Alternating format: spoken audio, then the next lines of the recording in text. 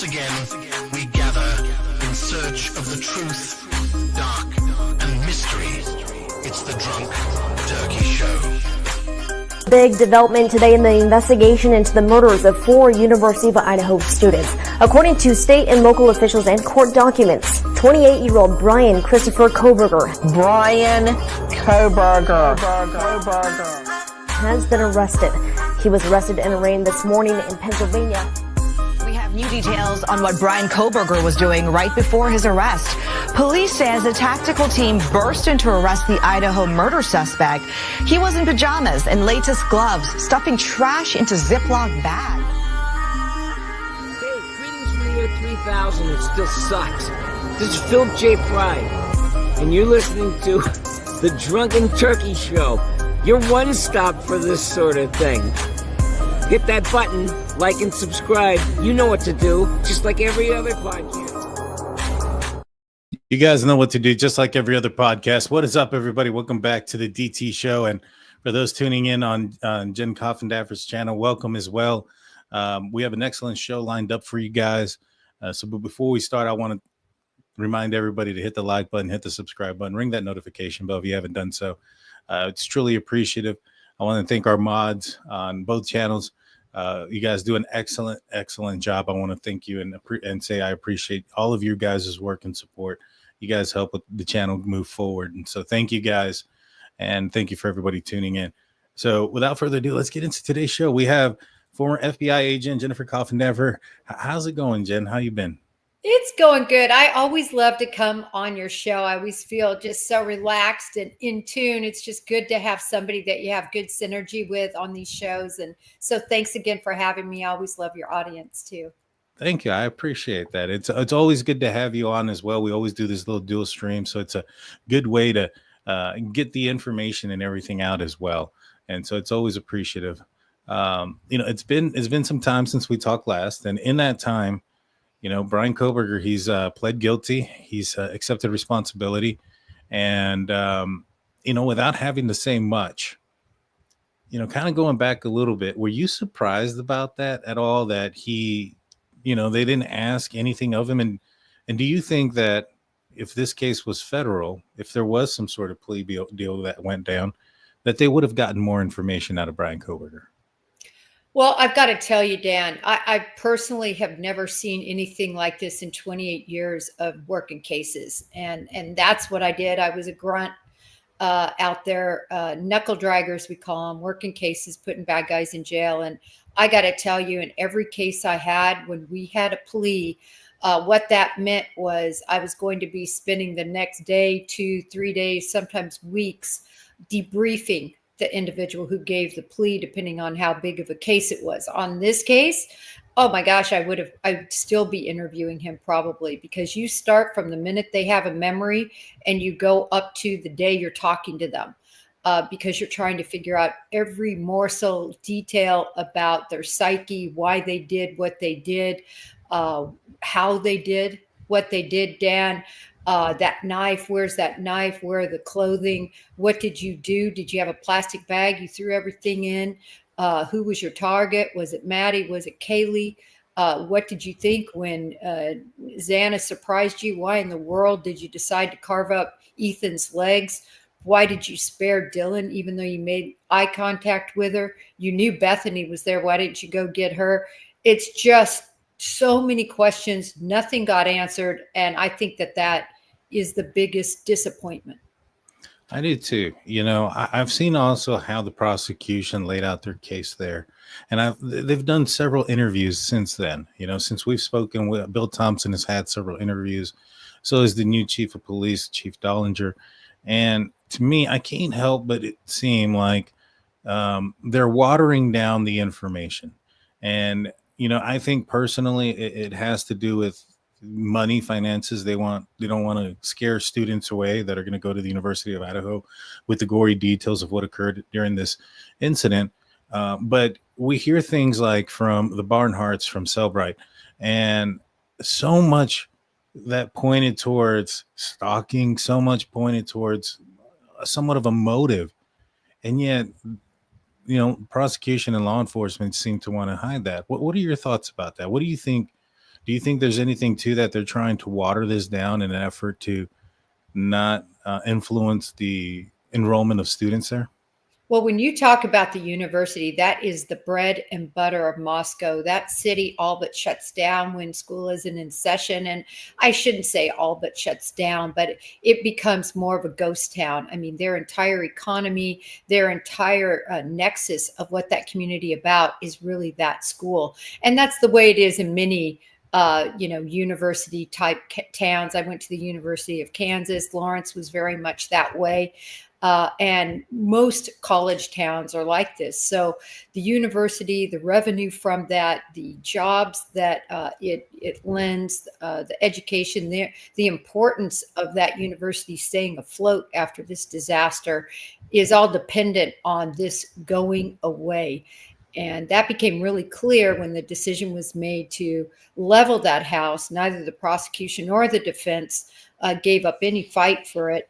I wouldn't expect the defense to, but I expected the prosecution to. And of course, the university couldn't get that thing torn down quick enough.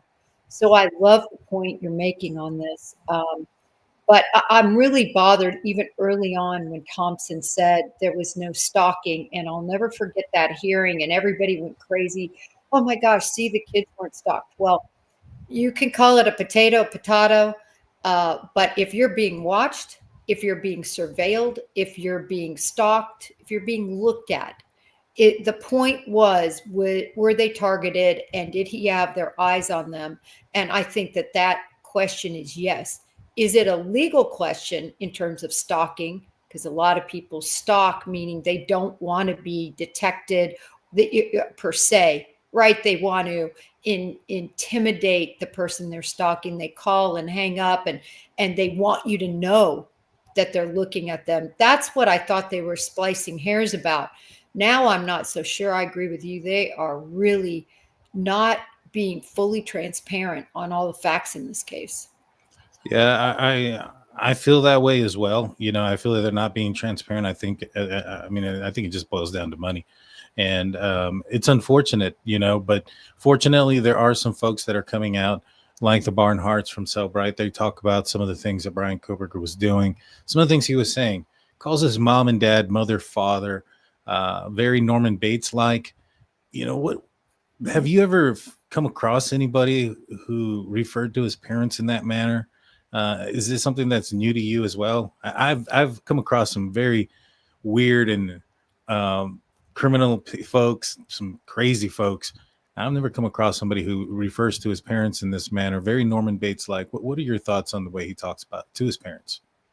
Well, I think it's interesting when you look at his background and how much he really seems to disdain his father. And I say that judging from all we know. First of all, I say it from his own mouth, where he talks about how he doesn't have, really any respect for his father and sort of wishes he could feel those feelings. And then you couple that with how we saw him interact with his father on the car stop when his dad was trying to speak, and he's hushing him up and I think he grabs his knee or grabs his hand. That was the bizarrest thing. It's like a child that he's trying to hush up and maintain dominance over. As far as the use of mother and father, I have actually seen that. I do think it depends on how you're raised, what part of the country you're raised in, and what's demanded of you. But what I find odd is it never seemed to me, from all we know, that this mother and father were very demanding like that. So it's almost like he took it upon himself to make this decision to have this formal relationship and definitely the dominant relationship. Yeah, I thought it was interesting because he had other people that he, in my opinion, stripped their identity from. A girl he ran with, other girl he ran with, were all listed there. Nobody with a name, and I found that to be interesting based on some of the things that he had said about himself and his personality, as you mentioned. And I thought this was a real window into the persona or the lack of personality that he had and that he was distributing. But apparently he was close with one person, and it sounds like he was close with his mother, including to the point where he was contacting her throughout, even in jail. And the only time it seems that he's ever shown anger is when somebody said something to the effect that you suck towards a football game or some sort of sport activity that was on the TV, and Brian Koberger assumed that it may have been referenced towards him or his mother. Um, are you surprised that this guy that committed this notorious crime and ferocious, horrendous crime is a mama's boy?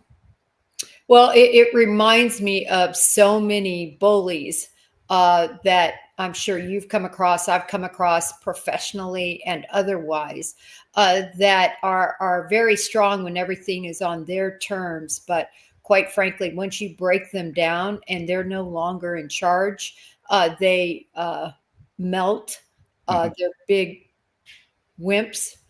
Wanted to say another word. Yeah. Um, and they often are mama's boys from the standpoint of that's where they revert back to. That's their only safe place is near mommy because mommy protected them.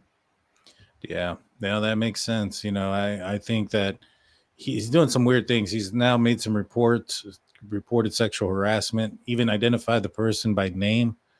These aren't usually the typical things that people do if they want to survive long in prison. Um, do you think life? I know some people thought that maybe perhaps he might be a target for the Aryan Brotherhood as far as getting them to join his gang. Do you think that anybody's going to want somebody who's narking out in prison to be associated with their gang?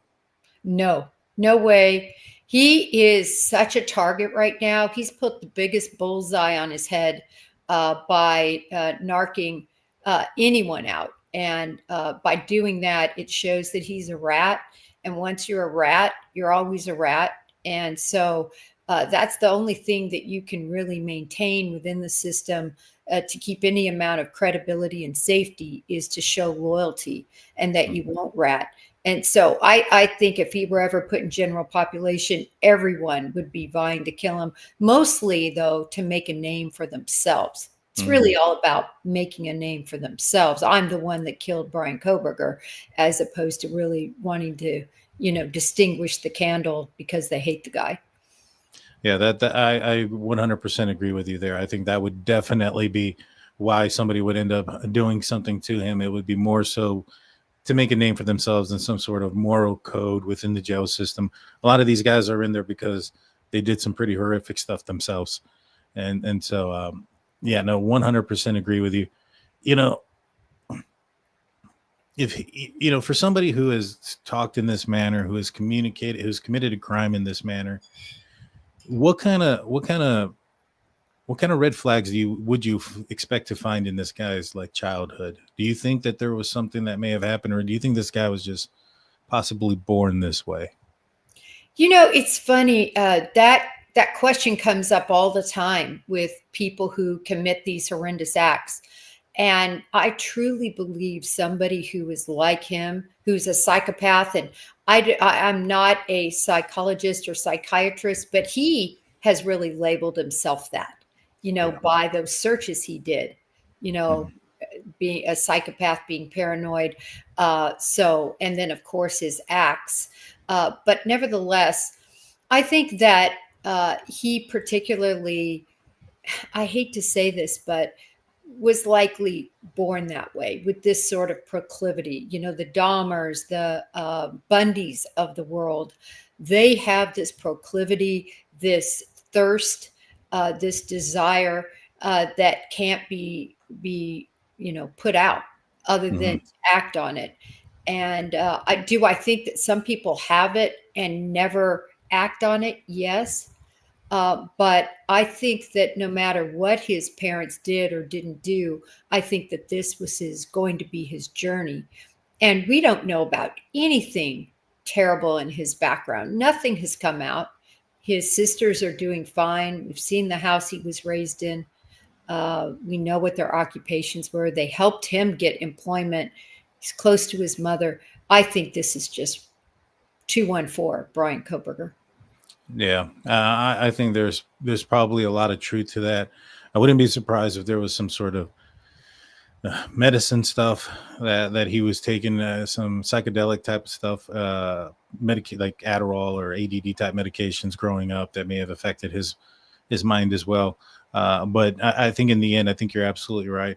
There are some weird things though. You know, his mom was had written an op-ed on Theodore Bundy. Didn't even call him Ted, but called him Theodore Bundy, about the death penalty. And then the sister was in a slasher film as well.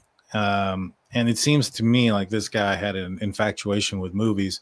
It appears that he was a follower of American Psycho, which was loosely based on Ted Bundy. He, according to Cellbrite, he was studying also Danny Rawlings, who was influenced the Scream franchise. So, looking at all those things, do you think that? I mean, I just think that he was looking for an identity, and I think he found it within these people in these movies and these killers. But kind of going back to his school, WSU, we find out there's been a lot of problems there. Are you surprised that nobody reported him as a possible suspect for this crime? I am surprised about that, especially when you look back at individuals that now are speaking out and saying that they identified him as having huge issues. I think there were 14 complaints against him. A professor that supposedly said, wow, this guy's going to be, a mass murderer or something like that. Words to that effect. You might have it there in your notes, the exact words he used, but basically nailing him down as somebody to be concerned about in that way, capable of committing murder. And I found that all fascinating, not the people who said it after it all happened. Always those people come out of the world, oh, I knew it was that. Oh, I knew it was him. But the people who made those complaints in advance, I am sort of surprised. But don't you think, Dan, there's a lot of people like that? A lot of misogynists, especially in the academic world, people who just are a little off. Some people are just super smart, but they don't interact well with others.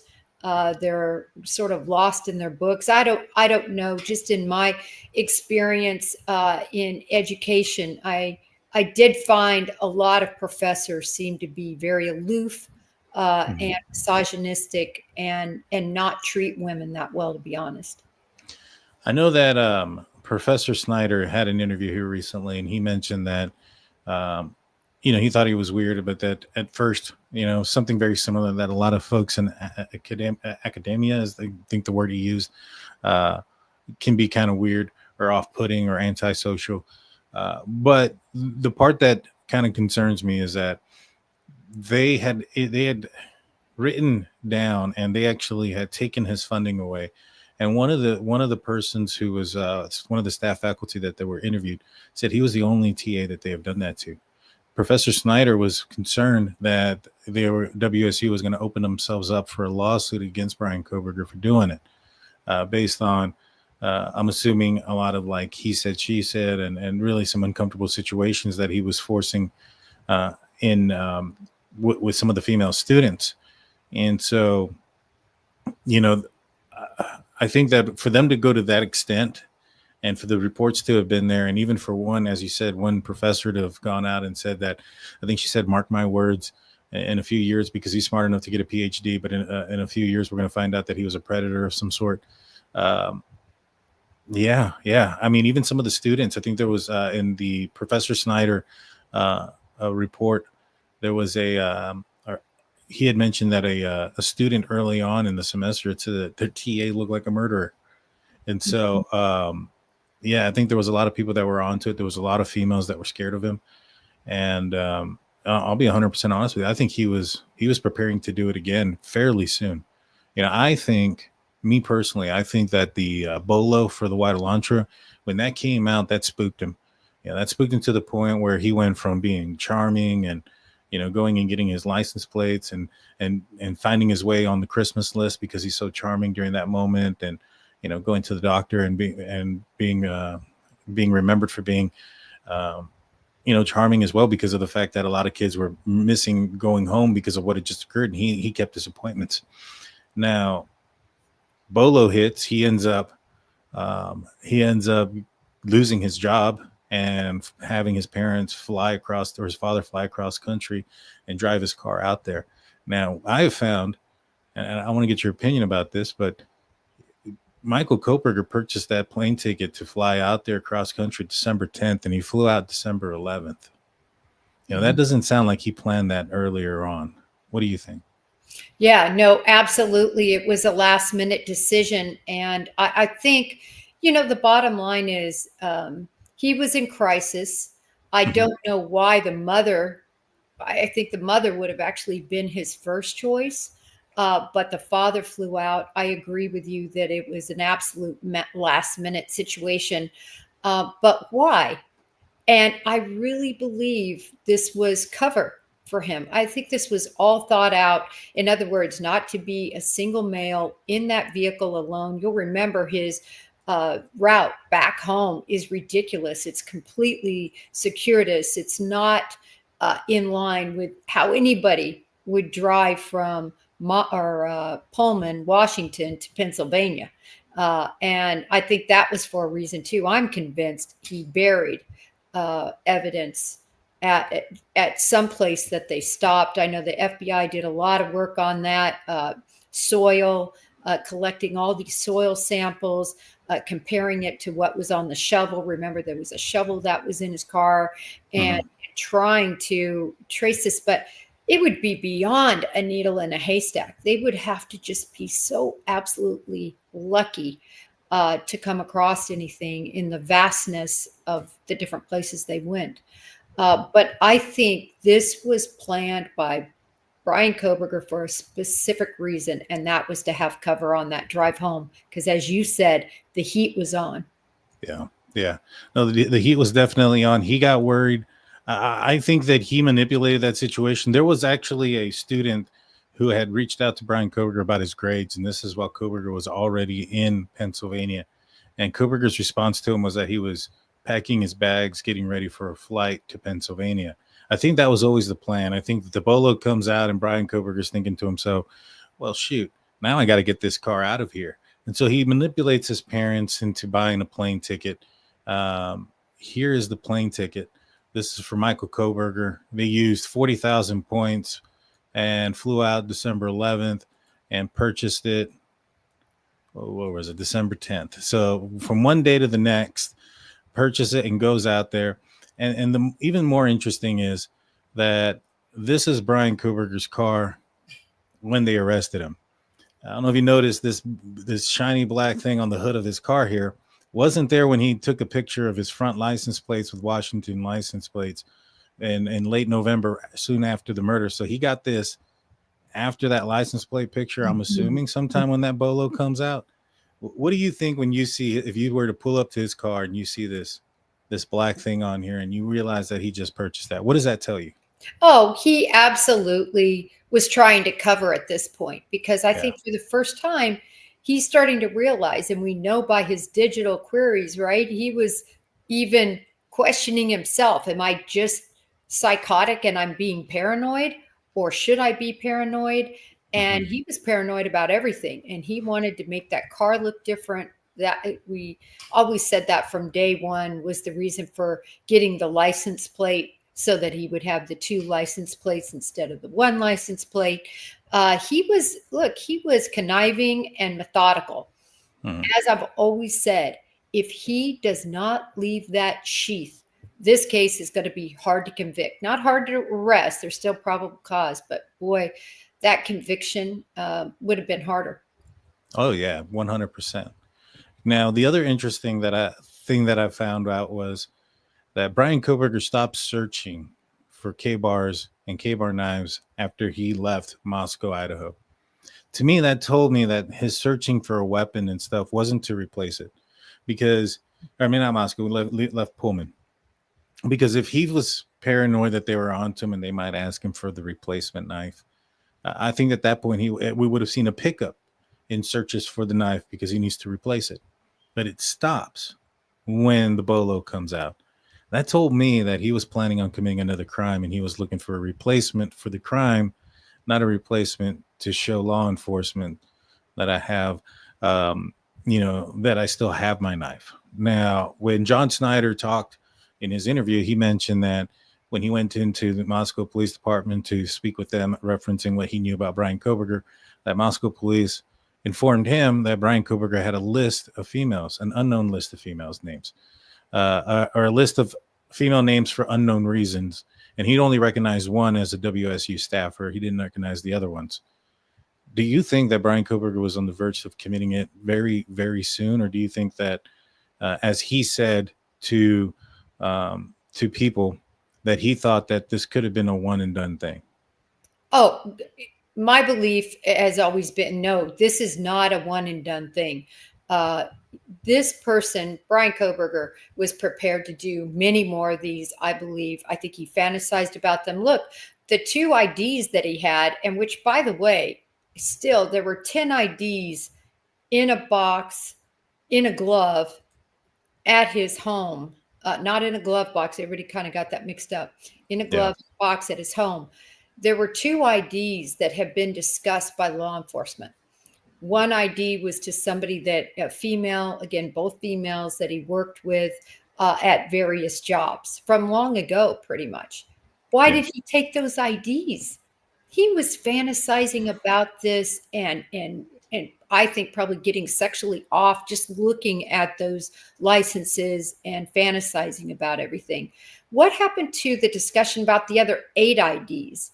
That still really bothers me, that there's so much that isn't being addressed. This case is still like Swiss cheese, where we can't even get our hands on what the block looks like because there's so many holes. I agree. There are very many holes here. A few of the there's been a few of the females that were familiar with Brian Koberger that had reported that they had seen somebody walking or his footsteps in the snow. I think it was 2 different ones who saw its footsteps into the snow, leading back to their back window or sliding glass door. The females, Dylan and Bethany from the house, had mentioned a couple of occasions where the front door was open and the washer was on, and another occasion when the sliding glass door was open and Murphy was also loose, meaning somebody made entry or somebody opened the sliding glass door and also opened Kaylee's door. How likely do you think that those other times where they came home and doors were open, that you think that maybe it was perhaps Brian Koberger? I think that likely some of the other occasions that we've heard talked about, him more afar looking in, and for people who are familiar with 1122 King Road, where these kids lived and where this travesty happened, there's a line of trees. And so it would be very easy, and I think was very easy, for somebody to seclude themselves back there. Also, this possible familiarity with Murphy, that is really interesting. The possibility that he had made friends with Murphy, but did he enter the house? That I really am not so sure about. Look, this house, there were people going in and out of there so many times. There were times none of the homeowner or none of the renters, none of those kids were home. And the house was full of people. So it was very much a in and out. We all know this type of setting. Come on, for those of us who went to college, and this is not that unusual for there to be a party house, multiple party houses that people could come and go. So I think it's hard for me to hook up that a door being open or a slider being ajar, Murphy being gone, would have been him, because I think he might have been too scared to do that and get caught and ruin his possible plan. But I don't think he was fearful of being back in those woods, Dan, and that maybe that was some of the stalking in the reports we saw. Well, he wasn't afraid to go into Na-Young Ko's apartment. Good point. And then there's also the lady who Brian Koberger went to a barbecue, but I was kind of reading between the lines. There was a few. It's kind of hard because it's all redacted, so it's kind of hard to say, all right, this is from that person, this is from that person. But there's several people described a barbecue event that occurred with some staffers at WSU, and that the person who ran it had indicated that Brian Koberger showed 2 hours late for a college football game. College football games on average are about 2 hours and 40 minutes or so, 2 hours and a half. sometimes 3, depending on penalties and injury. Well, anyways, if he showed up 2.5 hours late to a football game, it's pretty towards the end. Now, obviously, he would have had an opportunity to go into the restroom and look through the medicine cabinet and just lock the door behind him. But after that, barbecue or whatnot, Brian Koberger had been I guess, telling people some of the medications that that the female who had ran the apartment that she was on, and what they were for. And she had also seen some footprints at the back of her house, her window. And one of the things that I found interesting is when you look at the drone footage from the 1122 King Road residence, the footprints in the snow, which throughout the documents have been indicated they believe to be Brian Koberger's, are very mechanical. It's very straight and it backtracks, and they were described in that manner outside of the house or the apartment complex of the WSU staffer. I think, this guy had a history. I think he was a burglar for a while. The Idaho 4 American Tragedy book illustrated that he broke into his neighbor's house, Connie Saba, and one of his friends' house, where his dad had somebody stealing or had stolen like $30,000 worth of coin collection and antique knives and things of that nature, and they suspect that to be Brian Koberger. I wouldn't be surprised. I mean, especially with the Nayan Co, where he put a cake in the microwave and then put all her cosmetics on the toilet seat. When the girls came back on one of those situations, they were on a weekend trip. The washer was on. I think he was trying to scare them, and I think he was getting off on it. The only caveat I would say, and certainly all those show instances of what you would suspect, voyeurism. That's how it always starts, right? The thrill of looking at somebody that doesn't know you're looking at them, and getting off from that, and sexually and being able to watch but not be seen. And then the next step from them, that is burglary, entering, messing with people's things, all of that. The only reason I caveated not him not entering is, to me, that was his grail. Yeah. I don't think these other individuals he necessarily targeted to murder, to do the big act, to do the big deed. And I just didn't think he would want to risk that at 1122 King Road. I think he loved these warm-up events at different locations and the thrill he got from this. And in my opinion, this is all sexually motivated from the standpoint of he got off doing all of this. This wasn't, he wasn't just doing it to do it. He got off sexually. And so that's what I mean. But you know what?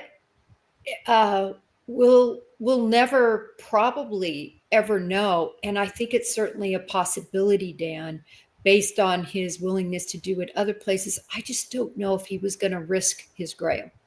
Yeah. No, you make sense there.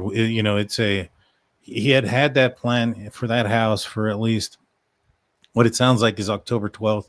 It seems like on October 12th is when he started to forensically delete his phone and his locations and everything else in between there. That's why they really couldn't find a connection between him and Brian Koberger and the victims before the murders, because all of it was purged, and apparently he was very successful. And so I think that kind of goes back to what we were talking about earlier with the prosecution when they say, oh, we don't have any proof of a connection. You should probably explain that, and say, hey, the reason why we don't have proof of a connection is because he wiped it out. There very well could have been proof and evidence that he was following them, all this planning, all this other stuff, but he destroyed it. And so I think that the way they explain it, as we mentioned, was watered down. Now, to kind of just backtrack a little bit, we had talked about Brian Koberger stripping identity from his mom, his dad, and some of the people that he was familiar with on his phone. There's been one report that indicated that Dylan said something to the effect that she heard possibly the intruder, which was Brian Koberger. Now we know he's admitted guilt, that he may have said, Kaylee, I'm here for you. He's stripped identity from everybody. How likely do you think that that's accurate? Do you think that that's true? It was quoted in the documents. And it's the only time it says it, but we really haven't seen an actual verbatim report of what Dylan said outside of what was said in the body cam footage outside of the house early on. Do you think that she heard that? Do you think that's a mistake? What are your thoughts on the possibility of Koberger saying a victim's name? Well, a couple points here. So first of all those documents that we're reading, and I remember right when I read that, I did a post on it on Twitter because I'm like, whoa, whoa, whoa, because that's big. But that is all information that's called jinx material legally. So my jinx is not your jinx. So if I come and interview you, Dan, and I write all this information down that you give me, it's my report. It's my words. It's not really your words, even though I'm saying they're your words. And I've already seen a lot of disconnect, which is understandable. First of all, a lot of these interviews, one was conducted right after it happened. I mean, they're like outside in the snow. Dylan's like in a blanket or whatever, the interview notes, what went on inside. I mean, there's a huge confusion whether it's Xana going up the stairs or Kaylee going up the stairs, what is actually happening. Later, that report is written that it's Kaylee going up and down the stairs. And then that officer changes it and says, listen, from everything I know, puts a caveat in and it says, I really think it was Xana now. But that doesn't mean that Dylan didn't say it because he wrote down that Dylan said it. Dylan also made that comment that you just said, citing Kaylee very specifically. Yet, if you watch the interview most recently of the detective on this case, he said, that's absolutely no, or I'm sorry, it's the current police chief. He said that's not true, Dan. He literally says that's not true. Well, you know what? It's in your police report, and that's why people think it's true, because your officer who was out there at the time, he thought it was true enough to write it in a report. But that's also cautioning everyone. That's also why all of that is hearsay. The only thing that counts is when that officer, and the officer would have never been called to the stand. Dylan would have been called to the stand and said, did you say Kaylee, or did you hear him say Kaylee? Yeah. And we'll never hear that, as you said, because we don't see the transcripts. And the other thing is, Dan, I don't know if we'll ever get the FBI documents. That's, to me, going to be the meat and potatoes of this case. We're seeing kind of the original, initial interviews and things, but there were 60 FBI agents, not counting all the analysts working on this. 60 agents. Can you imagine how much work they got done in this time frame? And interviews, there's so much out there, and I don't know if we'll ever see the FBI stuff. Yeah, that's a good point. We probably won't. It's different. Even though I think the Freedom of Information Act is a federal act, it'll be it's hard to get some of those documents. You're absolutely right. To me, when I read that he had said that the possibility was Kaylee, I'm here for you. I was like, okay, that's weird. Because he's kind of stripped the identity of everybody. But then, you kind of look at the information, right? Dylan says that she hears who she thinks is Kaylee playing on the second floor in the main room. That's what and that's coming from the body cam footage, that she hears Kaylee playing with Murphy, and Murphy's jumping and bouncing and dancing, and she thinks they're dancing. In my opinion, I think Murphy is trying to not be pushed up the stairs. I think he just came down the stairs, doesn't want to go up the stairs. Now, there was no blood on the doorknob. There was no blood on the door in Kaylee's room. There was no blood inside of Kaylee's room at all. Yet the door was open. There's images of it as in the crime scene photos. There's a walkthrough, and you can see Kaylee's door is open as they're walking up and also on the body cam footage, the door was open. And so one of the MOs that Brian Koberger had is when he touches a door, he leaves it open, whether it's the back sliding glass door or all the rooms where the decedents were at. And so to me, that told me that since there's no blood on the door, that he would have likely have opened that door first. And instead of opening Maddie's, because if he got into Maddie's room, committed the double homicide there, and then try to open the door, there would have been blood on the doorknob, on the door frame, on something there. But there wasn't any. And so that told me he opened Kaylee's door first. Kind of an indication that maybe perhaps that Kaylee was the initial target. I think he had more than one target, but I think that if he's opening Kaylee's door first, I think there's a good possibility that she could have been the target.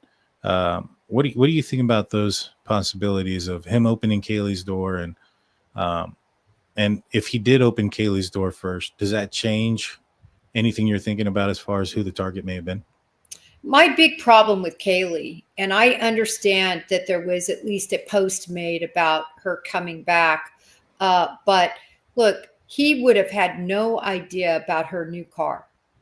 And he wouldn't have even seen that her car was there. And that wasn't mentioned anywhere. Remember, this was this big surprise that she was going to come back in this car.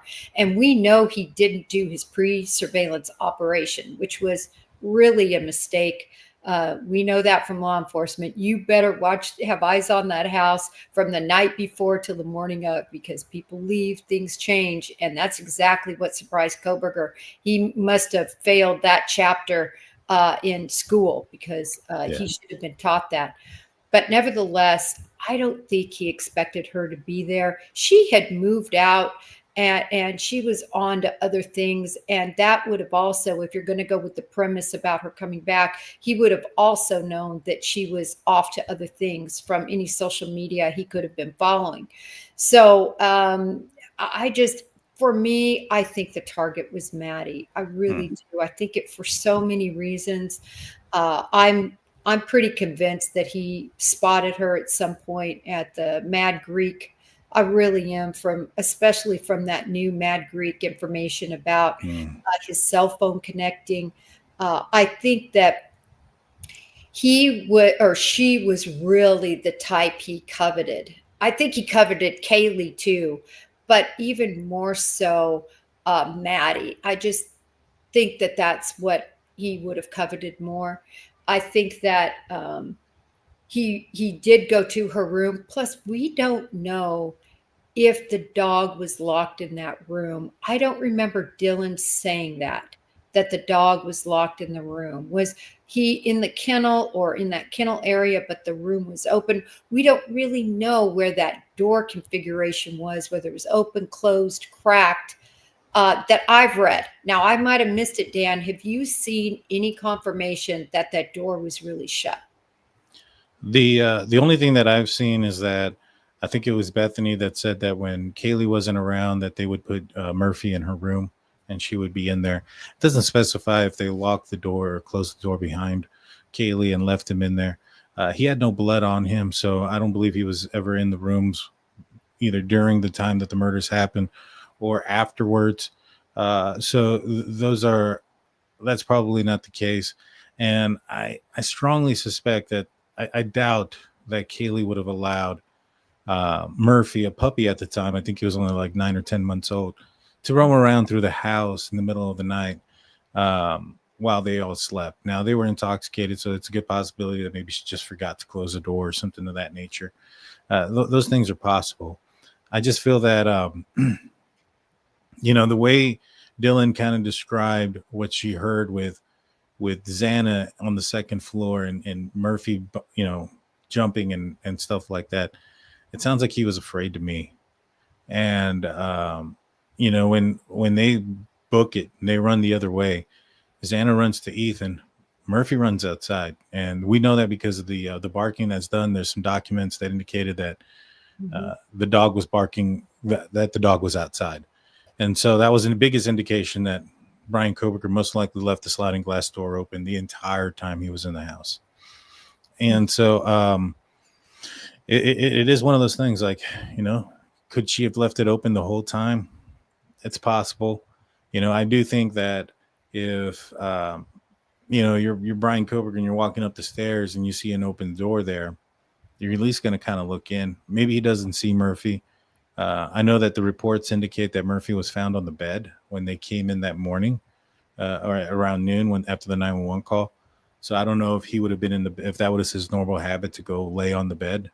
I would assume if that was the case, then if Brian Koberger looked into that room and saw a dog on the bed, I, I feel like he would have closed the door. That's kind of a weird situation to have a dog, regardless of you're familiar with it or not. If you're attacking its owner, to have your back to the wall or to the door, and that dog potentially coming in behind you or alerting somebody, and them coming up behind you. You know what I mean? Yeah, the whole thing with Murphy is confusing. Did you see the crime scene pictures where Murphy is underneath? Yeah. So he's not up on the bed there, right? And Yeah. it just really begs to, there's so many answers that we don't have. And my question is did law enforcement ever have them? Did law enforcement, from everything we're seeing, did they have them? Now, I've seen the hypothesis that they came to regarding Brian Koberger's movements, and they even timed all the different stages, up and down the stairs and going here and going there and going to the car. I saw that, and that was interesting. But I have really never seen anything that hypothesizes exactly Murphy's movements. And as you said, there's that recording too, right? Mhm. The ring camera where Yeah. we can hear Murphy, and we can also hear kind of the screaming, or I don't want to call it screaming, but the noises of An altercation. Santa, Yeah. right? All of that we've all heard, and See, I think Murphy was in the mix, Dan. no, I know, and I think it's important because and I've been trying to break this down for some time. This has been one of the things that's eating me. Is okay. So they did the timing routes, right? And from the time that they got inside of the house, walking up the stairs very slowly, and then committing the crime in the manner that they believe Brian Koberger did, which included all of the wounds based off of the wounds, all the striking based off of the wounds and the blood splatter. And so they were able to recreate that. It only took, on the slowest time from the time that he entered the house to the time that he would have left, 2 minutes and 33 seconds. And on a faster notion, it was, I think, 1 minute and 30 seconds.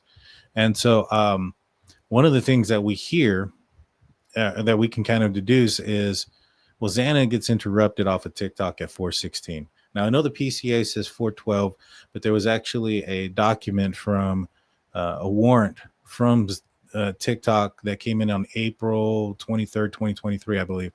And on that one, it indicates that Xana was on TikTok till 4:16 a.m. Pacific Standard Time, which makes sense because the disturbance is happening at about 4:17, so about a full minute after that, when she's getting off of TikTok, is the disturbance happening in her room. Based on Dylan, Xana took Murphy up the stairs.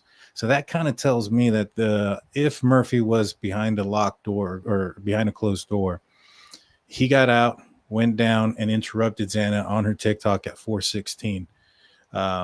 We can kind of work backwards from there. So Brian Koberger, if he opened Kaylee's door, which the timing report that law enforcement put out indicated they believe that Brian Koberger opened Kaylee's door first before entering Maddie's room. And so if that was the case, then Brian Koberger was in Maddie's room for and committing that crime for as long as it took for him to open Kaylee's door, for Murphy to acknowledge that the door was open, something going on, for him to go downstairs, interrupt Xana, and then for Xana to take him partially up the stairs. So it wasn't a very long period of time, in my opinion. Kind of led me to believe, because we see his vehicle kind of parking back there around 4:08, that it took him a significant amount, well, at least a few minutes before he entered that house, probably 3 or 4. If that was the case, do you think he was working up to it? Do you think he was preparing himself, preparing the car? What do you think it could have been? Oh, I think absolutely preparing himself. If you look at the mask that he had on, right, the balaclava, Mhm. all the get up, the gloves, you wouldn't want to be driving around like that, Yeah, right? that's You would true. really stick out. So I think he was donning everything after he parked, donning the mask, making sure he had that sheath. I'm so glad he messed that up.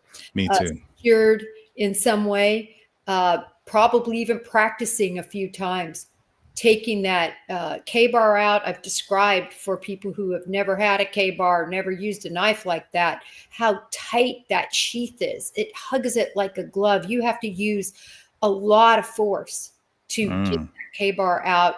And believe me, I think he practiced so many times with that, the thumb snap. And I think that's why his DNA was on there. He had done it so many times, fantasizing, excited about that. And then also just to loosen that up. So I could see him doing all of that, plus getting any bag ready that he might have taken in there to put everything in, just making sure he was ready last minute items, and then Yeah.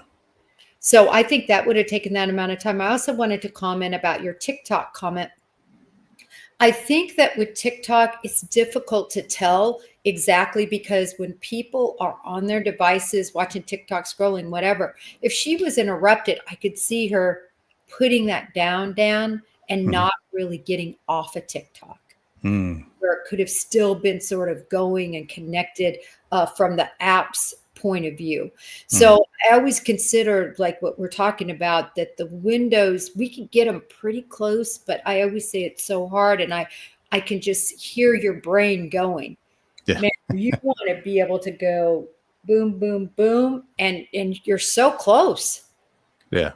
I'm trying. I'm thinking to myself, because I put it out there and I was like, hey, if this happened in this manner, you know, how long would it have taken Murphy to get up and to go down? Probably not very long, a minute maybe. And that's pushing it.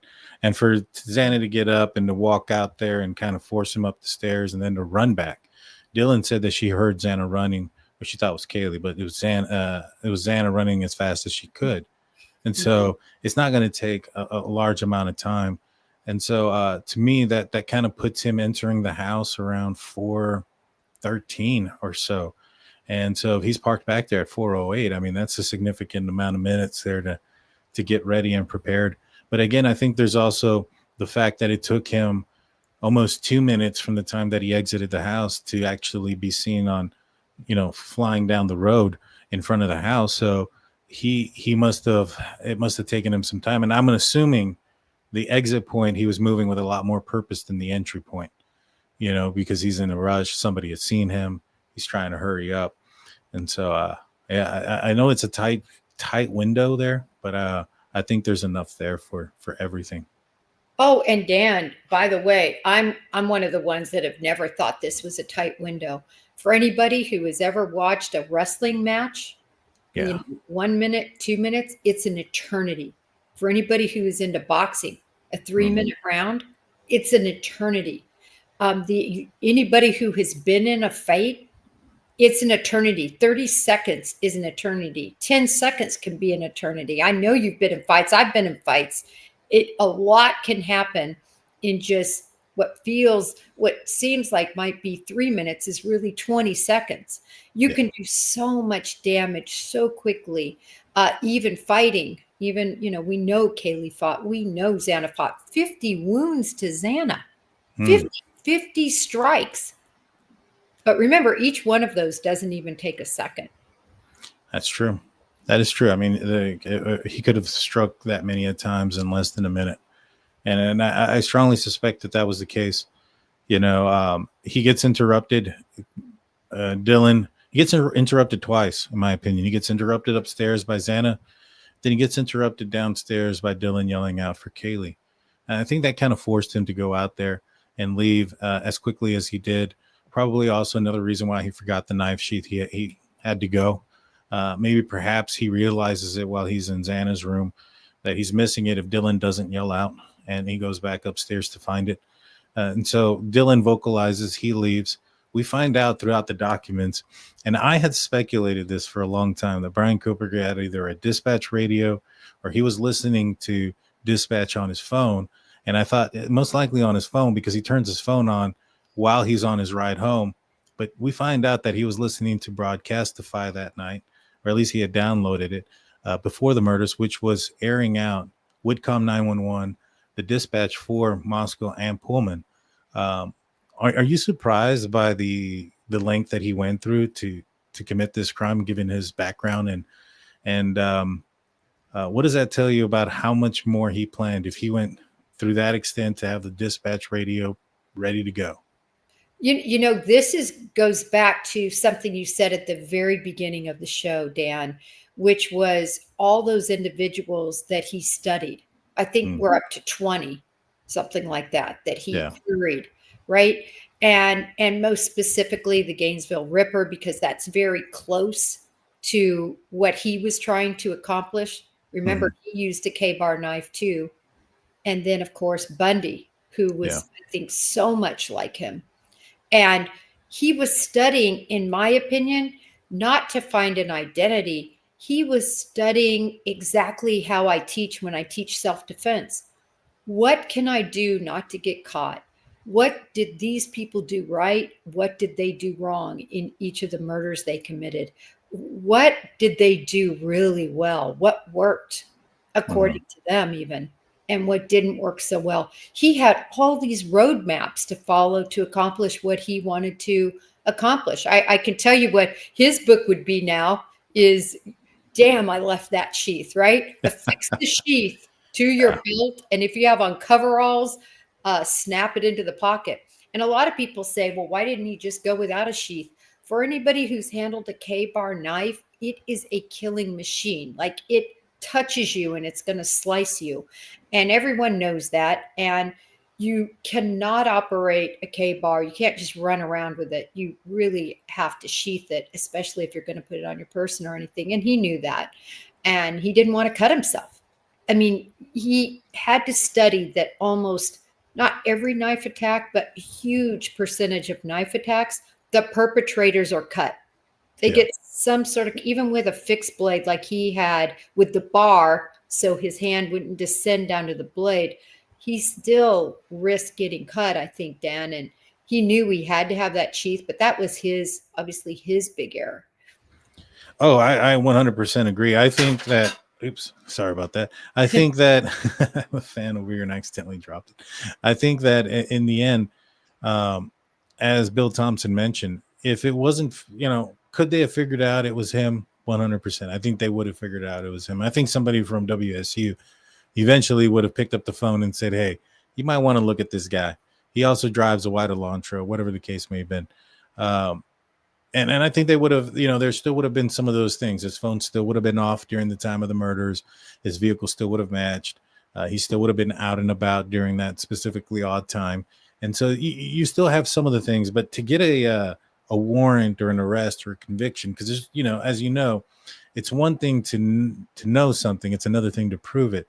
And I think that if he didn't have that knife sheath, given how, I'll be honest, I'm not gonna lie, given how Bill Thompson's kind of presented the case in the manner that they have, I mean, I was a little bit concerned after the plea deal that had they gone to court that Ann Taylor was going to out-lawyer him. Without the DNA, I have no doubt that Ann Taylor was going to out-lawyer him.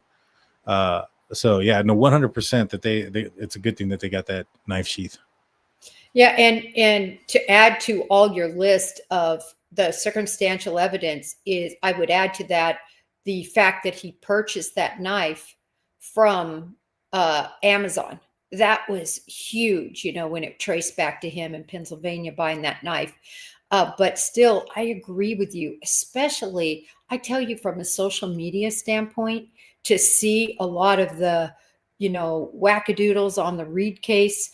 Those people were starting to start an offensive and join up with, quote unquote, people call them the pro burgers, and all the people that were actually working to get this guy exonerated. I loved what Gary Bricado said, Dr. Gary Bricado, and he has studied every mass murder ever committed, not in the United States, in the world. He helped the FBI write their book on mass murder. He's really the man, and has studied extensively Kohberger and all these murderers. And he said, boy, this was years ago. He said this, really months after the murders. He said, I hope everyone realizes that if this guy gets off, what this means, because this will not be his last rodeo. He'll be again, essentially.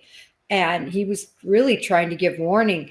And, you know, the case is really strong, Dan, but when you have his DNA there, I mean, it's just even Koberger realized he couldn't get out of it. Yeah, no, he definitely couldn't. And, I think he wanted to save himself, his life. I know some people have alluded that maybe perhaps he was trying to save his mom and dad from something, whether it's embarrassment or legal proceedings or legal charges. I don't think that's there. I don't think he necessarily cares to that extent. This guy is what he said he was, or what he was Google searching, which is a psychopath, a sociopath, and just a crazy person. Do you think he's going to tell a story? Do you think he'll come out and write a book with somebody? Yeah, absolutely. I think that it will happen. I don't know when it will happen. You know, there's strict law, or not laws, there's strict regulations and rules at the facility he is at right now. So I don't think it's going to happen anytime soon. And who I hope he decides to meet with, and who I think it would be great to meet with, would be the Behavioral Analysis Unit agents, the BAU, for them to come in from Quantico and debrief him fully, just to help understand. I think we now know, after Kathleen Ramsland has said, hey, listen, I had him in 4 classes and I was his counselor. He was right there below my nose, and I didn't peg him as, a mass murderer or fledgling serial killer. So she's supposed to be one of the best of the best. And so the point is, I don't know if studying and everything really prevents these things, but I think it does help understand them. And that, to me, would be the perfect case scenario. And I could see him doing that, Dan, because I think he does have a weird reverence for the FBI and law enforcement. And so I think he might. But he's already said, and I can't remember what document, did you read it? That he wanted to do something with Catherine Ramsland. I mean, before any of this happened, something about wanting to write a paper with her or something. Did you read that? Yeah, there was stuff about that, and he used to use his relationship with her as a way to, I guess, talk to women. He would bring her up, and one lady was like, if I were to meet Dr. Ramsland, it'd be on a different accord than through Brian Koberger, that she didn't want anything to do with him. Nina Dree says Murphy was trembling on the floor, not on the bed. The documents, the court documents indicate when they walked in, he was on the bed, and that he was placed in the under the desk, and then it takes some time to coax him out of getting under the desk once they placed him there. And so that's where that came from.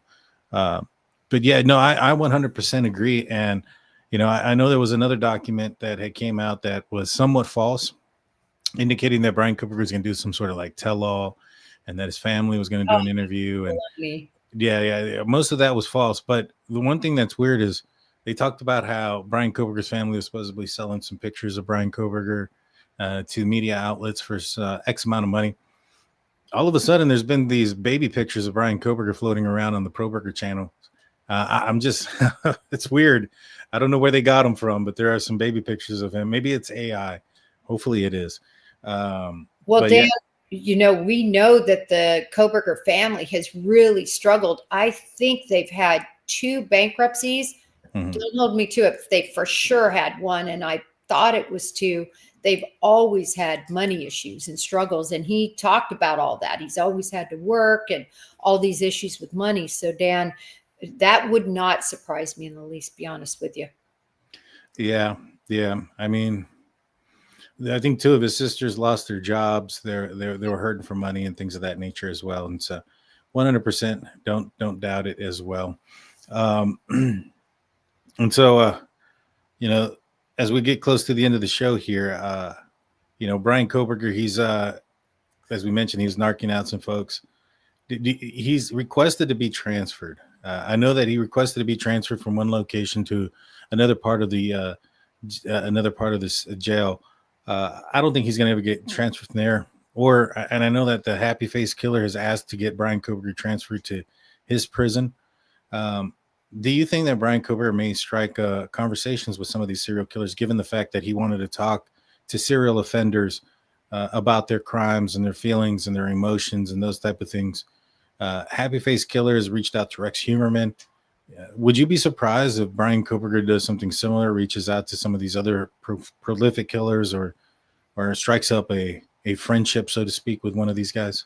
I would only be surprised, Dan, if he didn't. I would be Oh yeah, surprised if he didn't. I think he will. And yeah, he wants to move from J block to B block. That whole, that was funny when the interchange was, well, it's not going to be any better there. But I swear, I feel like I'm reading the writings of a third grader, especially with that horrific handwriting, saying, "Teacher, I don't like my class, and they're picking on me." It is the bizarrest thing. I feel like I'm in the Twilight Zone. It is so different, I think, how things are run now than I've ever been exposed to. I mean, being in these prisons and being in jails, gosh, they're not treated like this with these soft kid gloves that I'm seeing. Could you believe the size of his cell? yeah, that was interesting. That was interesting, and to me, this guy kind of comes off as a guy that complained a lot to you, and to the point where he got what he wanted. And I think he's going to try to do that here in prison too. He's going to complain, say all these things are happening. He's demanding to meet with with the warden and people. It's insane that the level of where he believes that he's owed by anybody, where he thinks of that. His own ego mind is just insane. Yeah, it's crazy, and he's already getting a little bit of come to Jesus because he can't shut down the vents, can't turn them off, and that's going to continue. I think it. Don't you think it's so interesting that people are supposedly putting money on people's books, for Really? necessary books? Yeah, if that is accurate, I can tell you a case where it definitely is accurate, and that is a woman who, and I meant to post about this, I believe in California, I believe she killed her child, and another inmate beat the crap out of her. She's out of the infirmary now, but beat the crap out of her. And she's getting deluged with gifts and presents and money for the commissary. And my understanding is that's happening here. And it makes total sense. I mean, people are saying, yeah, keep the vent traffic coming. I don't know. It's hard to say if you can't see the receipts, but that's the reporting. And it makes sense to me. It's never going to end for him. And I'll tell you what, now more than ever, I think if that opportunity presents itself at all, and if an inmate is somehow gets him, maybe he's sick and he has to go to the infirmary, anything like that, I tell you, he's a sitting duck. Yeah. No, yeah, he definitely is. And Tim Collins makes an interesting post. He says he comes off entitled all the way through the whole pre-trial and everything else. 100%. I didn't realize that he was the one that was crying about wearing the suit, even though there was no jury there for them to be swayed one way or another. And yeah, this guy's an entitled jerk, and I think it's going to be a long, hard serving time for him. Obviously I've never done any time in prison, but I assume the harder you make it, the more you complain, probably the slower it goes. I would assume. I'm not sure. But I hope it goes very slow for him. Dan, I have a question for you. What do you think as far as the September 3rd deadline? And that's for him to file the appeal. A lot of people think there's no appeal, but there's definitely a slim possibility for appeal based on Garza versus Idaho, which is where a guy named Garza, he pled guilty, just like Brian Koberger, not for this type of a crime, but for another crime. He also signed away all his rights to any sort of appeal. And what happened was he told his attorney, he said, listen, I don't care whether I signed it away. I want you to do an appeal. And the attorney said, well, you signed that right away, so I'm not doing it. Based on that, it goes all the way up to the Supreme Court. And he has the right, you have the right to still appeal. Not that it's going to be successful, but do you even think he'll go down that route? I don't think he will. And the reason being is, um, I mean, maybe if it's one last ditch effort to try to control something, right? Try to still stay in control of whatever it may be. Because up to this point, a lot of what he had did, a lot of what he was searching, a lot of, his adult site searches and stuff, all that was um, behind a gag and couldn't be heard or seen or any of those things. And I think he enjoyed that control because it was gagged because of him. And so if he does do an appeal, it's more so because of that. I don't see how it is a a tactic that is more benefit that would have more of a stronger likelihood of a outcome in his favor than if he would have gone to court. Like it's a weird thing to do. Like, all right, I'm gonna admit I did this just to appeal.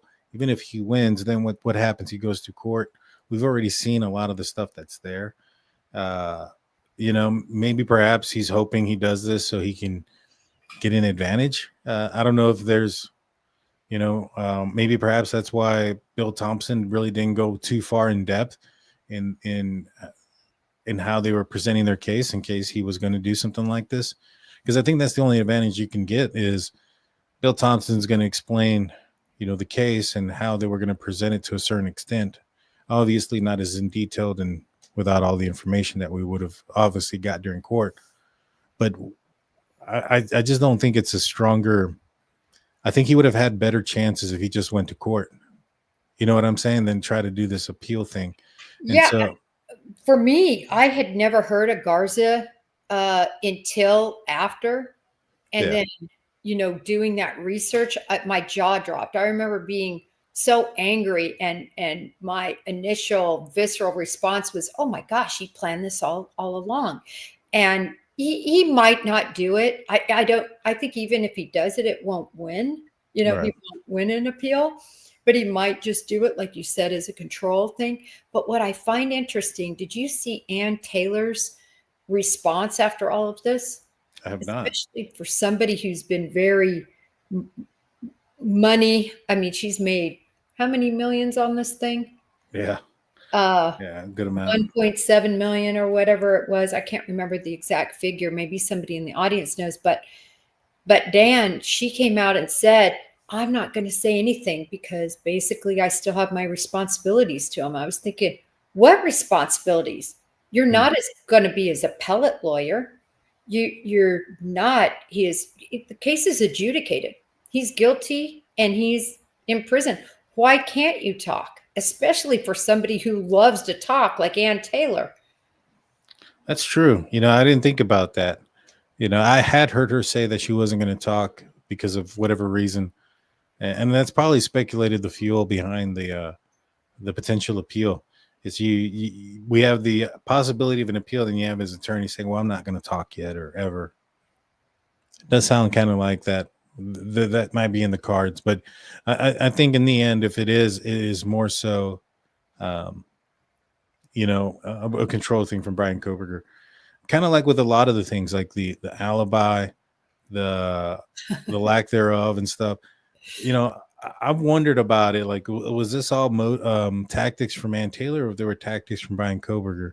We find out that he was fairly interested through the documents. He was fairly interested in the Alex Murdaugh trial, which talked a lot about. Which one of the biggest discoveries was when Alex Murdaugh came out and said, to law enforcement, that he wasn't by the kennel, and then they had video of him by the kennel, and there was a lot of Cellbrite and telephone evidence that was going on in there. Do you think he was trying? Do you think he was more in control of his defense and using the Alex Murdaugh trial as maybe as a blueprint, so to speak, of what to do and what not to do? I think he was very in control. He does not strike me as somebody who would be ordered around. Mm-hmm. And he does seem to be always the smartest guy in the room, except for now. Now he's cowering like a little baby. But prior to this, I just can't imagine that he hasn't had a huge role. I tell you, he might have gotten good grades, but I bet he didn't have to do creative writing because the alibi they came up with was so weak. Dan. Weren't you disappointed? I was sort of like, well, if you're going to come up with an alibi, can you make it better than this? And by the way, why in the world did you ever put your phone on silence? Why didn't you watch a 2 hour or 3 hour movie? Watch Shawshank or Scarface on your phone and leave it running at your house. I mean, he did make some really boom boom mistakes. And I know a lot of people say, well, he needed to navigate, where he was going, because remember, he took another circuitous route to get home. But nah, I'm just not buying that. I just think it's such a huge error. What do you think about that?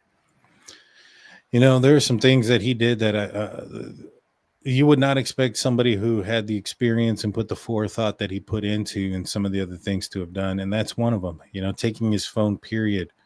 What was his intention behind that?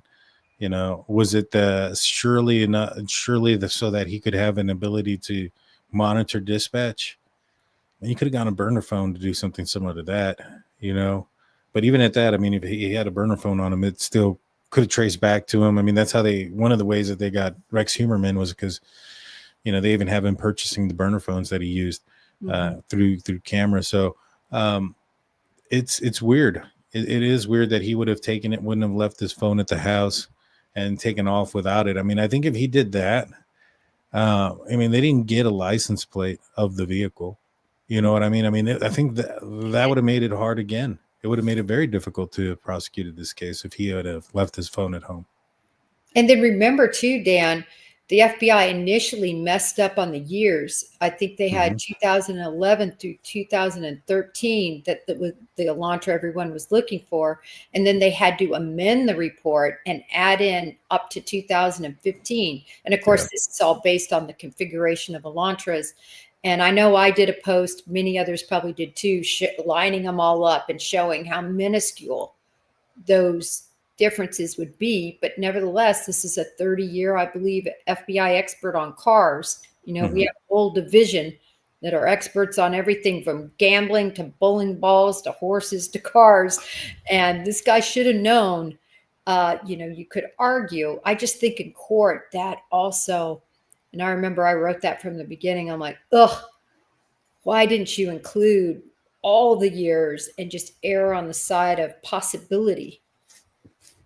Yeah, that was a mistake. And the only thing that they can lean on is the fact that they did get Brian Koberger's information on November 25th and documented it. And this is before they had his name, because they can go back and say, well, we were looking for cars that were similar to 2011 to 2013 Hyundai Elantras, which would have included his vehicle and other ones. I'm sure that they were amongst those 22,000 vehicles that they had listed. I'm sure not all of them were white 2011 to 13 Elantras. I think at some point they were looking for 2019 Sentra. And so, one of the things that I always kind of fell back on, though, was, as they progressed through the evidence and got more video evidence, that's probably cleared up the picture of what the vehicle was. And so to me, even though they thought it was a 2011 and 2013 Elantra at some point, I've always been on the argument of, okay, but what does it mean now? Now that you've had all the footage, can you still say that it's not a 2015 Elantra? It's not like the footage has morphed, from before they found out it was him to after, and now the fin looks different than it looked before. It's still the same image. It's still the same photos and the videos. Can you exclude it from being his vehicle, or can you not? And if you can't, and you now associate the fact that he was out and about at that specific odd hour in his vehicle by himself, as he reported, nobody else was with him, nobody else was in his vehicle during that specific odd hour with his phone off, and just for that specific time frame around the time of the murders, and while the vehicle is being seen surveilling the house going in circles, it makes it more logical and more believable that it was him. But I'm with you. They should have opened it up from the beginning and made sure, and to a certain extent too. Do you think that they should have put out a picture of the car itself versus stock photos of the vehicle? I know that on one of the stock photo there was a sunroof, and a lot of people were trying to come up with this weird conspiracy about the sunroof aspect of it. I think it's always the best thing to do with show the actual footage, whether it's of a person or whether it's of a car. In other words, as opposed to say sketches. Yeah. A lot of departments will do a sketch, and if that's all you got, that's all you got. Like in the the murders over there in Arkansas, and in that wooded area where the mother and father were murdered with the knife, but all they could do was sketch because all they had they didn't have video at that time. But yeah, I agree with you. Just put up what you have, and the fact that there was only the one license plate, I think, was also very helpful. Dan, there were a lot of things that were pointed at him, but let's just put it this way. I'm glad now, I guess, in a sense, that it didn't go to trial. Seeing some of these trials now and what can go wrong. Yeah. But we're going to have to circle back after that September 3rd. I tell you, if this is appealed, all of us are going to be so irritated. But I'm giving it a 10% chance that's what he's going to do. Yeah, I'm with you there. I'd say about 10% as well, that there's the possibility of it happening. If he does, this is a control. He's pissed off that they didn't give him all his food, and he's trying to control something. Oh my God. I couldn't believe it when he pointed out the nutritional value that he has to have, based on a nutritional guide and the rules and regulations. Because this means he probably sits there all day and reads the rules of the prison, that he didn't get that. And based on that, I'm thinking, what is he going to say when he gets shanked? Or if he gets shanked? Or what's he going to say if, my gosh, I've never seen anything like this. It's really something. I can only imagine what Mr. Gonsalves, particularly Mr. Gonsalves, what he must be thinking about. He must just be seething at the size of the cell, that anybody cares about whether he got his applesauce, that people are whispering sweet nothings about what they want to do to him. I mean, he must just be so angry, that he's even alive, just knowing, how he feels, because everybody reacts different. All the parents react different. They are all, in my view, no one should be judged in this. No one should judge the Chapins for the route they took, or, Kernodles or Gonsalveses. Everybody has a different journey to grieve and to deal with this. And at least for me, I've never lost a child. I can't imagine. Can you, Dan?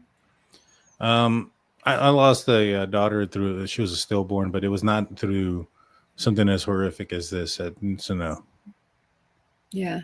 I mean, I can't imagine losing one of my kids. And I have kids the exact same age, Dan, when all this happened. That's why it really hit me hard, for sure. Yeah, I got my oldest daughters are fixing to be about the age, and yeah, it's scary, and they're kids. They think they know everything. They think that nothing's going to happen. Superman syndrome, so to speak, invulnerable and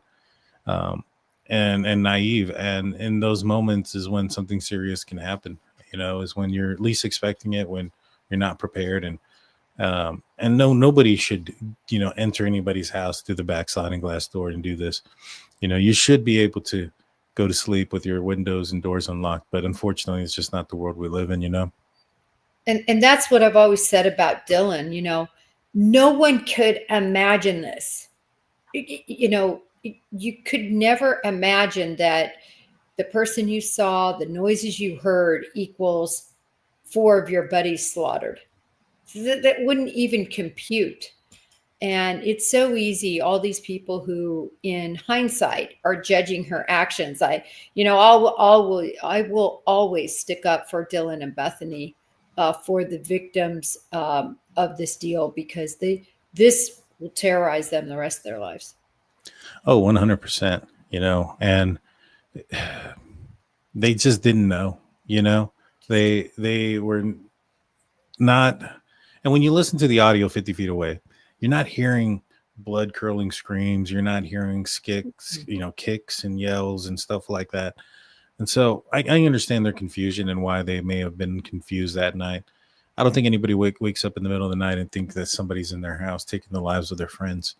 And so, I understand that, and I think they're the survivor's guilt that they must hold as well, along with everybody else piling up on top of them. That's no way to live, and people get onto them for having trying to live a life. I remember there was a picture of Dylan, or maybe it was Dylan, maybe it was Bethany. They were going out for like a Halloween party, like 2 years after the murders, and people were complaining like, "Oh, you don't look sad, you don't look angry." I'm like, dude, what do you want them to do?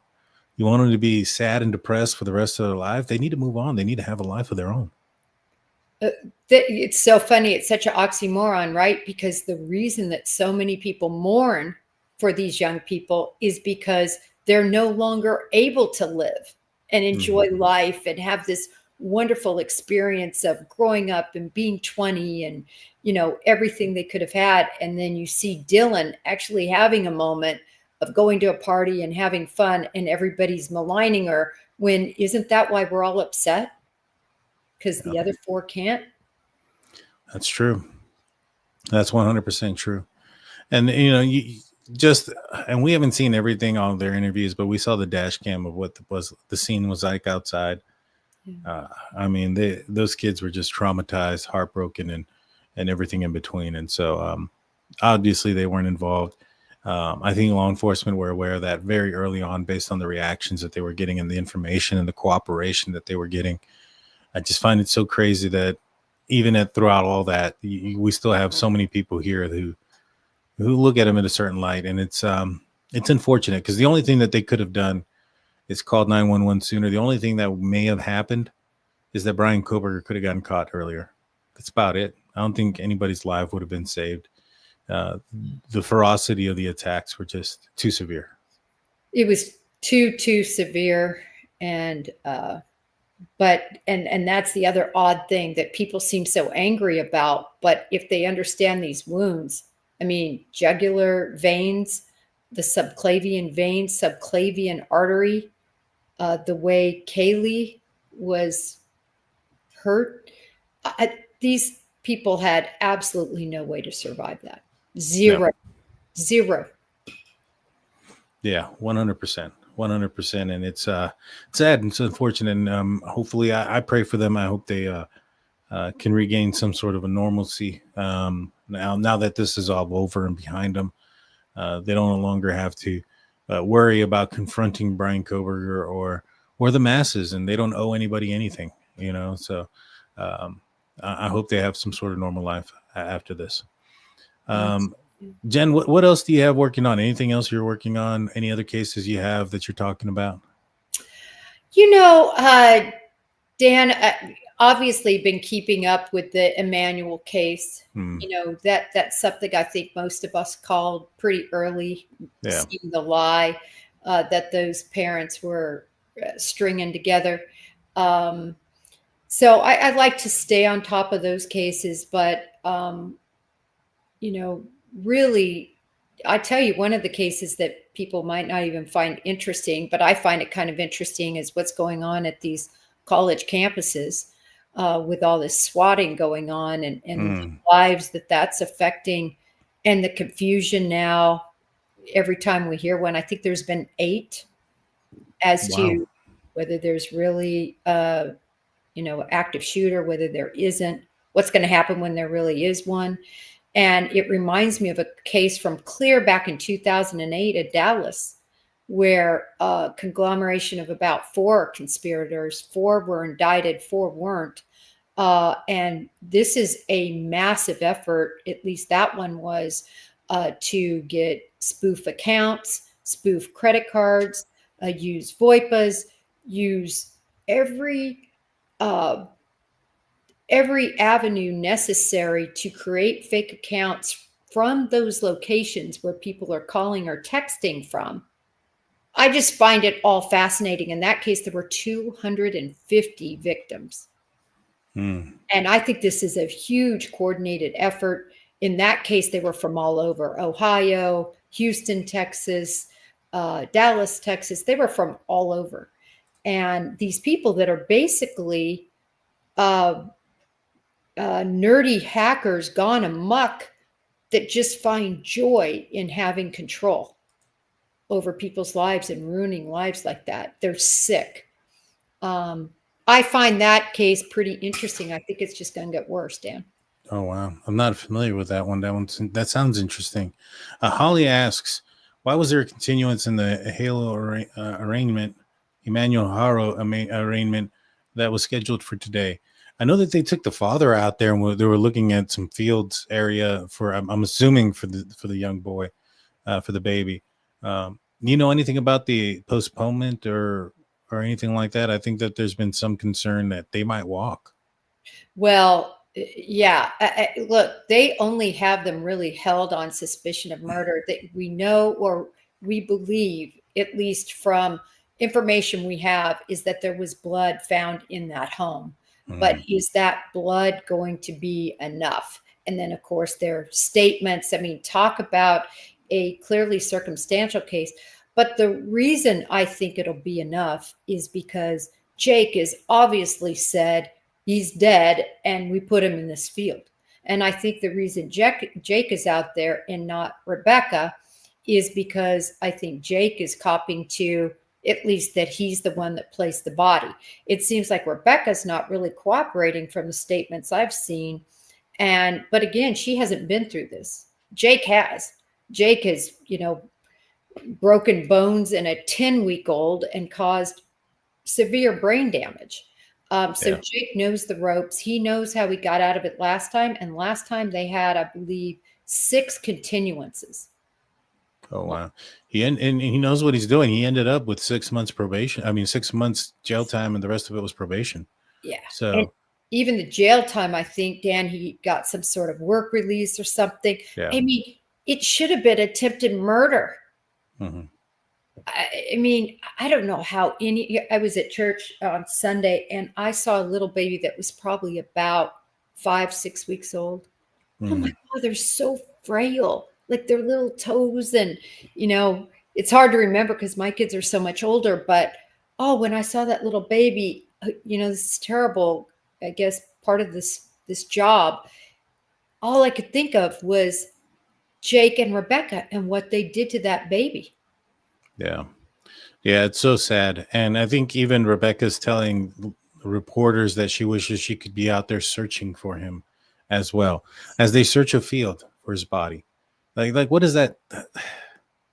That's just so weird. That's and heartbreaking and like it's one thing to be searching and you're like she sounds like she's hopeful they're going to find him alive. And she's so full of malarkey. Yeah. At least he's being honest and saying we dumped the body here, but I've seen reports up to a month. I mean, nobody's seen that baby, which was the first question I asked people. I was on Elizabeth Vargas and she said, well, he might not have been at the football game. And I remember saying, Elizabeth, when's the last time anybody's seen him? I mean, I think it could have been, there was a funeral. There was a funeral and there's video at the funeral. And I think it's in early August. And he's not with mom. There. Yeah, he's not there. Yeah. So when's the last time anybody really laid eyes on him? And so my point is from this search, because people keep asking, why didn't they find him? Why did they find him? Well, first of all, Lord knows how long ago he was dropped and what the memory would be of Jake, of exactly. It's a very vast area. Second, there's mountain lions there, bobcats, snakes, rats, all sorts of wildlife there in those foothills. And third, there's the elements. I mean, he would be decayed so badly. They're only looking for little bones, perhaps scavenged and taken. His clothes, but did they have him clothed? I mean, I don't know if they'll ever find him, but at least they have an area. Yeah. All indications are that he's at least cooperating to a certain extent for him to be pulled out of jail and out there in that area. For me, guys, I'm covering the Jack and Lily Sullivan disappearance. These were these 2 kids that disappeared out of Nova Scotia, Canada. back in May. And there's been a lot of controversy whether the parents were involved or not. I've been looking into it. I think the kids wandered off. The parents have been more than cooperative. They've handed over their phone, bank records. They continue to talk with law enforcement, and law enforcement don't. They also took lie detector tests and passed those, and so they don't seem like criminal masterminds that took up how to beat a polygraph test on their spare time. So I'm just not seeing it there with them, but they've actually released some documents to me, all of the court documents that I guess some of the mainstream media have out there in Canada. I guess it works a little bit different out there as far as court documents and stuff. So I actually have like hundreds of pages of them that I'll be going through and seeing what it is that law enforcement did throughout that entire investigation. So if you guys are interested in that, please comment, like, and subscribe. Bring the notification bell because I'll be talking about that more in depth here soon. Do you have any shows planned up that you want to plug in before we call it a show? Well, Dan, I wanted to comment on Jack and Lily. Go ahead. Just that, what do you make of, if I'm not going to spoil anything, and maybe you'll find more about it in the papers. I thought it was very interesting that they both passed their polygraphs, but I always, am very suspect of polygraphs. It depends on the examiner, and it depends on, are the individuals under the influence at all? I mean, they could say they're not, but are they? And secondarily, are they perpetual liars? Perpetual liars often pass, but I'm not saying that they are responsible for this in any way. I thought it was a positive thing that they passed. But what do you make of the little pink blanket that was found a mile away, Dan, and then part of it found in their trash can? Do you know about this? Yeah, so I actually in the documents they report about it. The blanket had ripped in a couple of different pieces. They were using some for underneath the door, and they had thrown it away, but it had been ripped apart. I guess Malaya had explained to law enforcement that when Daniel pulled it, it ripped apart. And so I think there may have been more than one piece, but at this point, the mom and dad have kind of turned on each other. Stepdad Daniel Martel, he believes, based on the lack of emotion that Malaya had, the lack of response that she had, and the fact that she moved away so quickly. And this is also coming from Janie McKenzie, the mom of Daniel Martel, who was out there. They suspect that there was something there, and they think that she abducted the kids to put them on the reservation. I don't understand the why behind it, because he's just the stepfather, and she could have had somebody from the reservation take her kids if she wanted them to, and put them in custody and in care of them, if that was what her goal was, without having to do all this. They said that the blanket was found by Malaya's family, and that Daniel had been out there right before that and didn't see it. I'm not sure, about the blanket thing. But the parents have kind of turned on each other, like I mentioned. And isn't that kind of what, like, if you were in law enforcement and you had these two suspects, isn't that the first thing that you want? You want to kind of put them against each other. And given how much they've cooperated and how much they've put out there, I just feel that they would have gotten caught with something, caught somehow, tripped up somewhere. Now, the one interesting that I did find is that there was a guy who had reported that there was a vehicle that was driving up and down around 5 a.m. Come to find out that guy did not, he lives fairly close.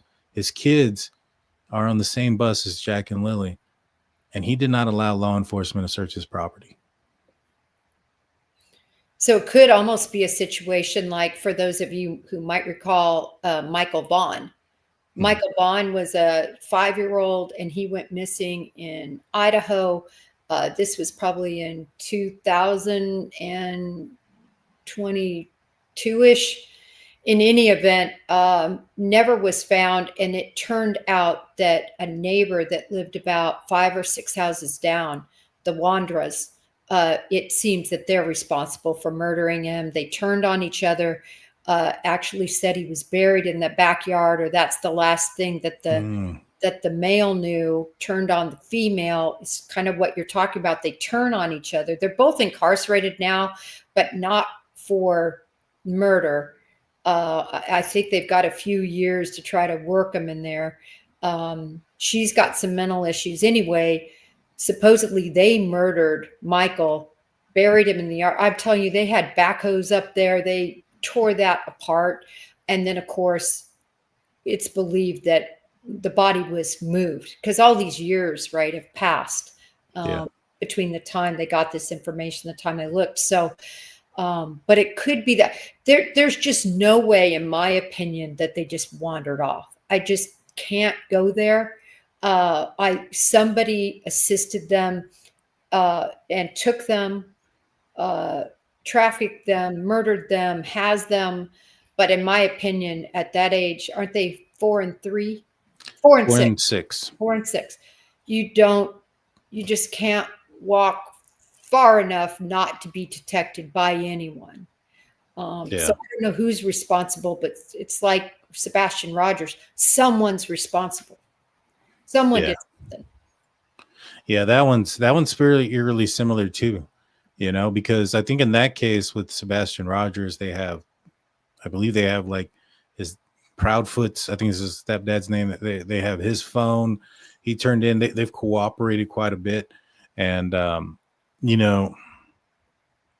one's an interesting case. I suspect something in the family of that one, but I don't know, so I don't want to go too hard in that one. I don't like to point a finger at somebody without knowing for sure. You know what I'm saying? Yeah, today I did a live with a guy named Detective Lumberg, and he was on. Remember that show? It was called The First 48. Yes. Yeah, he was one of the detectives on there. I've known him for years. Great guy, and he was very interesting. We went over Sebastian for about an hour and a half today. All the Wow. details, and I just wanted to get his reflections from the details we know. And I'll tell you how it ended. He said a lot of it he can't make anything of, like the statements, this and that. But this is what he did say at the very end. He said, based on everything I've seen so far, our full discussion, all the videos I've seen, he said, I can say 2 things. He said, and by the way, he worked with kids who were special needs kids for 15 years involved. And he said, 1, kids who have special needs have patterns, and they have very strict protocols that they follow every day, routines. And he said for that child to get up in the middle of the night, not have their shoes on, and walk out, that is so beyond the normalcy of what you would see, because he's not a wanderer. He was never a wanderer. They talked about that. And then the second thing was that really stuck out to him. He wasn't seen on any video. That's right. So he kind of left it at that. And I thought it was very interesting because he was able to just boil everything down and go, that doesn't make any sense. Yeah. Yeah. And I mean, I think mom and stepdad were on the phone during the time of the disappearance. We talked about that with Brian Koberger. He could have easily done something. If something would have happened, maybe let's just say an accident. Let's just say it was an accident. And mom's freaking out and they're having a conversation. They might try to make something look like to give themselves an alibi through that means. I'm not saying that's what happened. I don't know that case very well. I know some of the things about it. I'm familiar loosely. And so that one's interesting. That one's interesting of what he said, because he's right. There isn't any video of him walking out or any of those things. I've watched a couple of creators who have really gone in depth on some of the video cameras that were around that area. Nobody's seen anything. It's weird. I think they caught a garbage truck in the early morning hours, and that was it, right? Yeah, and that's something I know for me. It always bothered me because you see these 2 lights, and they go in different directions, and then one goes this way, and then the other follows it, and then it goes off screen, and the other goes back to the house. But in really taking a deep dive with that, initially I said, listen, look at what you see. This isn't a garbage truck. Like, look at your eyes. Use your common sense. Look at what we see here. But when I look back at both Chris and Katie Proudfoot when they were interviewed about that, and Seth Rogers, the father, law enforcement pulled them in. They showed them something that was much more comprehensive, had much longer than this. This is only lasts from 101 on the video to 151, I think. So 50 seconds. That's all we can see of it. This lasts forever in the video they see. And they swear it's a garbage truck. Now, Seth has backtracked on that because he feels like maybe they were just trying to convince him of that. But nevertheless, you're right. There's nothing that shows him. And this is the other big problem. The only real proof of life is at the Texas Roadhouse the night before at dinner. And then supposedly there's a voice dash cam type apparatus that showed he was alive. And then I believe emptying the garbage. There's a video of that. But other than that, there's this huge gap of time. Hours and hours, until 6 a.m. A huge gap of time. And like you said, a 2-hour phone call, a thud that's heard in the middle of the night, which, for me is a lot of people make things up like that. I heard a thud in case later they're found and they have blunt trauma. Right. You could say, oh, that must have been from the thud, right? So anyway, not to belabor, but that's a case I'll always be on. I cover that. I try to more often, but, because law enforcement hasn't said anything, it's just ice cold now. Yeah, it seems like it. I haven't really looked into everything. You seem like you know quite a bit. Maybe we should do a show on it sometime and kind of get the details hashed out. I'd be interested in that. I would love that, Dan, because what always bothers me is creators often they go with it. They follow the interesting ball, right? Oh, this is interesting. And this is what's in the news.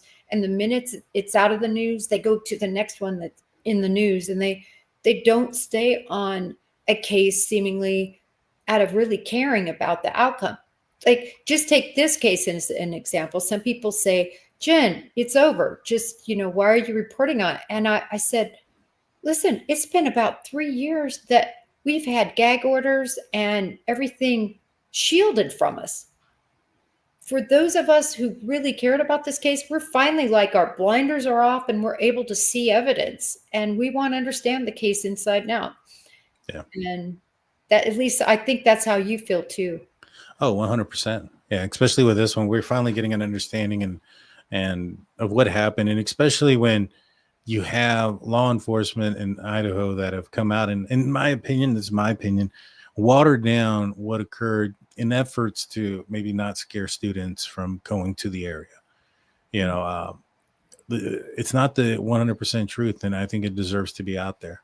And, I think the family members, they want an understanding. They want people to know that Bryan Kohberger committed this crime.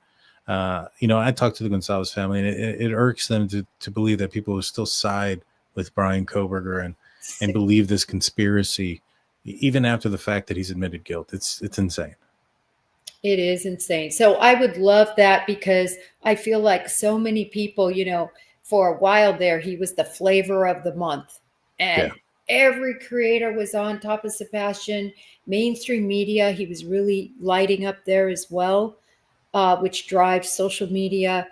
And now that he's not in the news, everybody's just forgotten about him. I never see him anywhere.